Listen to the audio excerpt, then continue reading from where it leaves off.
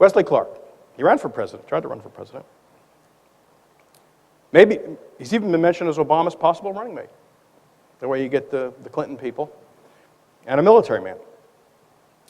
Okay, earlier, and in fact, you might remember also that Rush Limbaugh referred to a soldier who was skeptical of the war, critical of the war, as a phony soldier.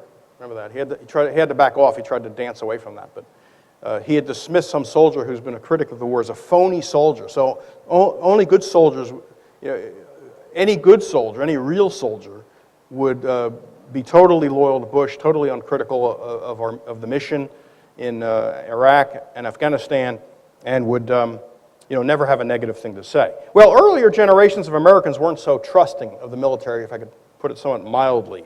They harbored a healthy suspicion of it, in fact. It's unappreciated today that anti-militarism colored the American culture for a very long time. And E. Kirch is the place to go to read a very good account of this. And while I'm sure there have been good accounts of this written by people who would be considered on the left, E. Kirch, would not be considered on the left. E. Kirch is more of what we would think of as the old right, the Taft right. And so you can't even accuse him of having, commie sympathies. There's no way you can lay this on E. Kirch, right? His credentials in that regard are impeccable. So it gives the book even a little more muscle, because nobody could possibly dismiss the guy as a, sympathizer with socialism or whatever. You know how the way people get dismissed. Something can be very factually researched and argued, but if you happen to know that a person's sympathy is with, somebody on the left, the right can easily just dismiss it. You don't even have to consider the analysis of the facts that are laid out, because that person doesn't deserve any attention simply because of his own political sympathies. So you can't do that with E. Kirch. So E. Kirch writes, the tradition of anti-militarism has been an important factor in the shaping of some 200 years of American history. And he points out that this tradition stretches back to England. I mean, we inherited it from England, where until the 17th century, the militia, not the standing army, provided defense and was unsuited to aggressive war. Attempts according to E. Kirch in England, to militarize the political system were met with resistance, as Oliver Cromwell and the Stuart dynasty were to learn. Quote, at the close of the 17th century, when the Crown sought a permanent standing army to thwart the designs of France on the continent, there was intense opposition both in Parliament and throughout the realm. Now, E. Kirch says that this attitude was carried to the New World, where Americans, quote, were as little inclined as their English cousins to accept a military pattern of life or to spend over much of their time in training or preparation. In the colonies, subordination of military to civil power became the cardinal principle it was in England. E. Kirch pointed out that in a formal sense, service in the militia was mandatory, in a formal sense. But in reality, quote, the exceptions were so numerous and the training days so few that there was little interruption of normal peacetime pursuits. Colonial militia service thus differed from modern military conscription, and instead of fostering a military tradition, it seems to have had the opposite effect. In other words, rambunctious Americans in that time didn't want to be taking orders from military officers. I mean, we were an unruly, rambunctious, individualist people. And that didn't mean we didn't like other people. It wasn't the, quote, rugged individualism, because if you read Tocqueville, in his great book on democracy in America, he talked about how Americans formed associations to accomplish things at the drop of a hat. Anything that one individual or maybe his family couldn't accomplish, on their own, and that had some general benefits to the community, people set up an association, some kind of club or some kind of organization to accomplish this. So it wasn't that Americans in those days were unsocial or hermits or just wanted to live like, on Ruby Ridge somewhere, never seeing other people. No, they worked with other people. It was voluntary exchange. So this anti-militarism had you can't go from there to some sort of, anti-social feeling at all. So it wasn't just, an extension of some sort of desire to be hermits. They just didn't want to take orders. Not that they didn't want to deal with people. Now, while there was some support for the British war against the French and the Indians in the mid-18th century, the dominant sentiment in the colonies ran against British militarism. And another quote from Ekirch, colonial feelings became clear in the outcry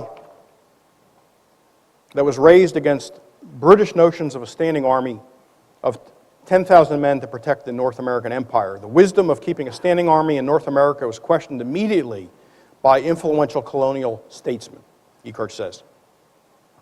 And this is reflected in state constitutions that were being adopted around this time. In Pennsylvania, the Constitution declared a peacetime standing army was, quote, a danger to liberty.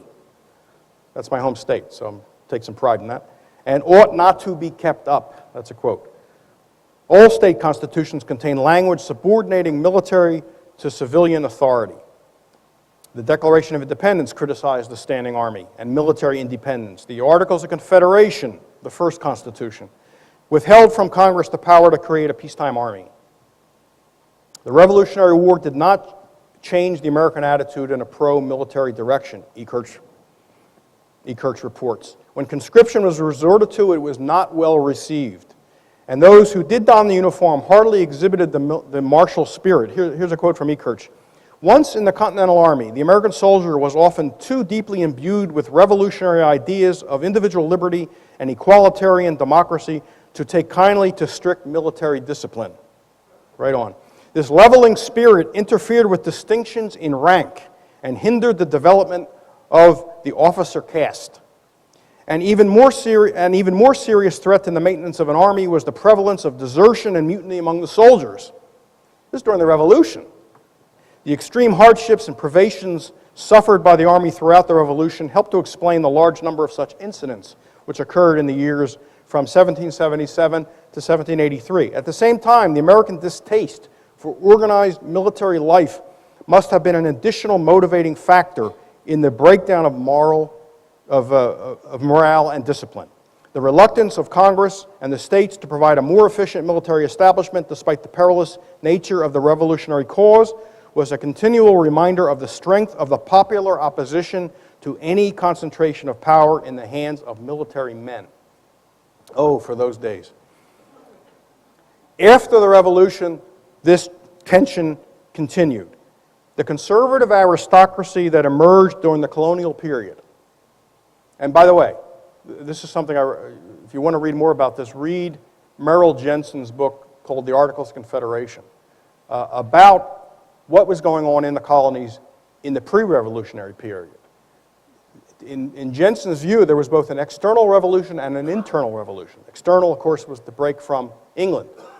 The internal was the struggle between two large factions within each of the colonies. There was an elite that had emerged through favors from the British Crown. In the South, they tended to be the planters, the big plantations. In the North, they were merchants. And they had a lot of privileges that they did not want to lose with the Revolution. In fact, they opposed the Revolution originally. They figured the way to keep their favors was to stick with the British Empire.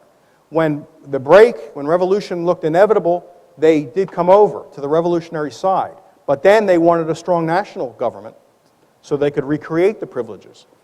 It was the people who then we later called the Anti-Federalists who wanted revolution from the beginning and did not want a strong national state after the Revolution. And this was a tension and struggle as vigorous as anything you can think of. So it was not just outward against the British, it was internal as well. So the conservative aristocracy that emerged during the colonial period wanted a strong central state with a powerful army. The radical liberals, the other side, wanted a decentralized power structure and a militia. These are people that did not like what the Constitutional Convention produced in 1787. A standing army was anathema. Its potential for domestic oppression was too well known, and this was made clear when Congress in 1783 began studying the question of a permanent force. Quote, the idea of any sort of regular army in peacetime at once met with strong opposition in Congress, Ekirch writes. James Monroe and Richard Henry Lee, who were both anti-federalists, warned of the danger to liberty. And Benjamin Franklin, who was not an anti-federalist, but he apparently good here, worried that a soldier's training made him accepting of war. He worried about that.